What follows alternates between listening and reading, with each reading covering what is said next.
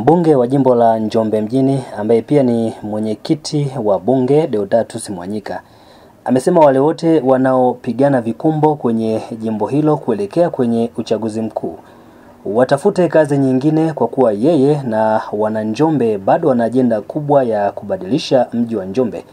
Hivyo hakuna mwananchi anayeweza kubabaishwa na miluzi mingi, kwa kuwa kinachosubiriwa kwake ni uchaguzi na kuapishwa ili kwenda kukamilisha baadhi ya miradi mikubwa inayotakiwa na wananchi. Mwanyika ameeleza hayo wakati akizungumza na wanamichezo wa mchezo wa drafti unaoratibiwa na ofisi ya mbunge, ambapo pia amewataka vijana kutuliza akili na kuingia kwenye mchezo huo baada ya kazi, kwa kuwa ni miongoni mwa michezo inayochangamsha ubongo. Tuna utawala ambao upo kwa ajili ya huduma ndani ya Njombe.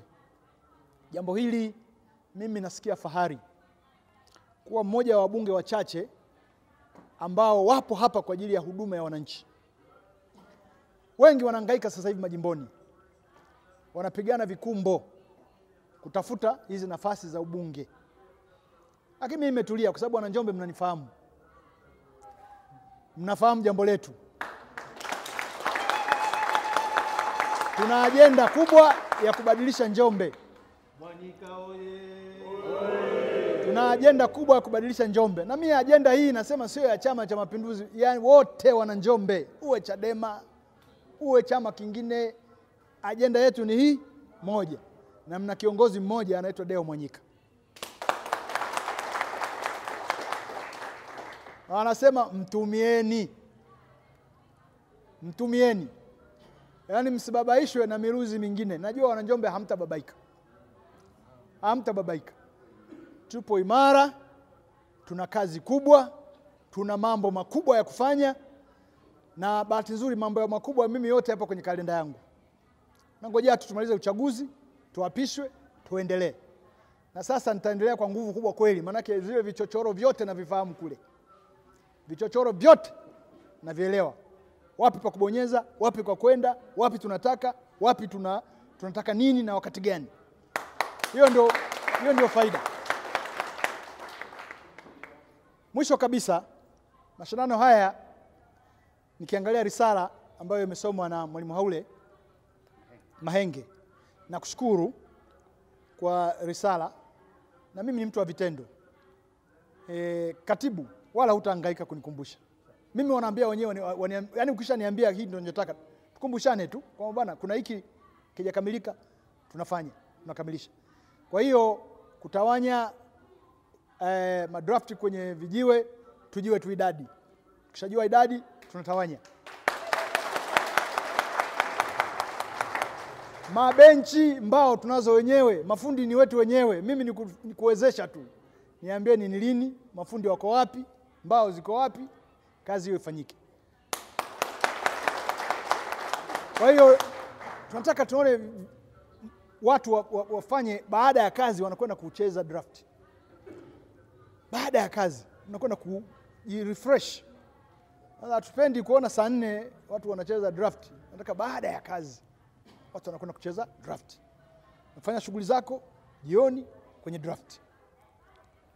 Kwa hiyo ni mambo ambayo hayana matatizo, ni mambo ambayo kwangu mimi nasikia fahari kuyafanya kwa sababu ni huduma kwa wananchi. Nilifanya utekelezaji wa ilani mwezi wa 12 tarehe 23 kwa tarehe 22. Nikawa nafanya tathmini tu ya kuangalia hela ambazo serikali imetupatia kwenye kipindi cha miaka 4 kwa miradi mbalimbali. Na sihesabii miradi ya barabara inayokuja, wala sihesabii kiwanja cha ndege kitakachokuja. Miradi mbalimbali mingine, maji, barabara, mahospitali, mashule. Tulikuwa tunaongelea bilioni 300 ndani ya mkoa wa Njombe. Ndugu zangu, ni fedha nyingi. Na zitaendelea kuja kwa wingi. Lakini nikajifanyia tathmini hata mimi mwenyewe kwamba hivi mimi kama mbunge mchango wangu umekuwa ni upi kwenye kuhakikisha kwamba mambo mengi yanafanyika.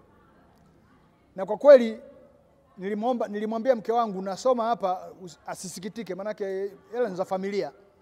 Kaambia wewe wana Njombe mumshukuru kwa sababu haya mambo mimi nayasema, lakini naye amekubali. Anataka tuendelee kutoa huduma kwa wana Njombe. Na kwa hesabu ya haraka, kwa wakati ule nilikuwa nimetumia shilingi milioni 400 za mfukoni mwangu. Za mfukoni mwangu. Sasa wengine watasema mbona mimi sijaonja? Mimi sitoi kwa mtu mmoja mmoja. Mbona kuna wengine wananingoja pale wanadhani ninakuja kugawa. Mimi sera yangu ni hiyo moja, kwamba sipo kusaidia mtu mmoja mmoja. Nipo kusaidia shughuli za maendeleo za vikundi, lakini nipo kusaidia matatizo yale ambayo ni ya kweli. Tana na mama mjane, watoto wamekwama kabisa, uwezo hamna, hao ndio nawaangalia. Lakini vile vile vikundi mbalimbali. Sasa kwenye risala Mwalimu Mahenge umeongea hapa kuhusiana na swala la mikopo. Ndugu zangu, ni kweli mikopo ni mingi.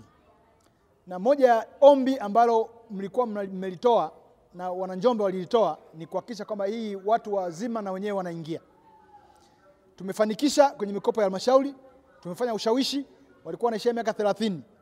Sasa wanakwenda mpaka miaka zaidi ya 30, mpaka 40, 45. Kwa hiyo tumefanikiwa kusogeza pale. Kwa hiyo mtu ambaye yuko mpaka 45 anaweza kupata. Sasa mwalimu, na kuelewa, wanasema kwamba ukitoa mpaka hapa watu wanaomba kule zaidi. Kwa hiyo anasema tuongeze goli. Kuna wazee vile vile ambao na wenyewe hawako TASAF lakini ni wajasiriamali. Na ni kweli kwa data za benki tunasema kwa data za WHO, shirika la afya duniani, umri wa kuishi umeongezeka. Kwa hiyo mtu wa 50, wa 55, wa 60 bado ana maisha. Kwa hiyo ni kweli kama mnavyosema kwamba na hao waangaliwe. Kwa hiyo niseme kwamba lenyewe nalichukua kama moja ya mambo ya kuyashughulikia.